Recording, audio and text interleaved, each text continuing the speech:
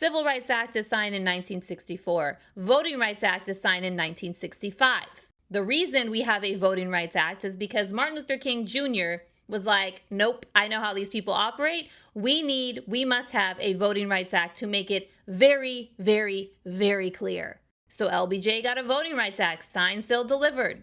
2013, the Supreme Court, under Chief Justice Roberts, who wrote the opinion, gutted the Voting Rights Act to about an inch of its life.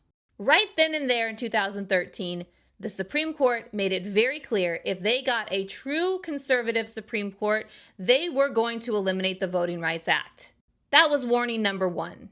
Warning number two was when Hillary Rodham Clinton was running for president in 2016, and she told y'all, the next president can choose up to 3 to 5 Supreme Court justices. We have a rare opportunity to take the court back for the first time in decades, or lose the court for 30 to 35 years, at least. Did y'all listen to her? No. No, you didn't. You listened to people like Susan Sarandon, who went on Chris Hayes on MSNBC and said on cable news, listen, if Trump wins, it'll be great. There'll be a revolution, and that's a great thing. What I love the most, though, is that y'all listen to Susan Sarandon when at the end of the day, it doesn't matter to Susan Sarandon who the president is because Susan Sarandon is loaded.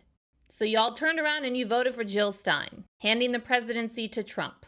And then you all blamed RBG for not retiring. Even though if RBG were to retire when y'all wanted her to retire, the court would still be 5-4. If y'all would have voted for Hillary Clinton, there would be no Kavanaugh, there would be no Neal, and there'd be no Amy. We would have the court. But instead, just yesterday, oral arguments were heard on the Voting Rights Act, making it very, very clear the Voting Rights Act is about to go away.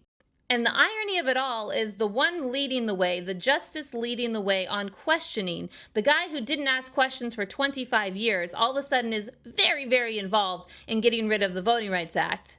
The one and only Justice Clarence Thomas, who benefited from the Voting Rights Act, who replaced the first Black Supreme Court Justice, Thurgood Marshall. And I think the cherry topper of it all is so many of you still haven't learned. You still want to blame Hillary and RBG and Kamala. You want to take no ownership in how we got here.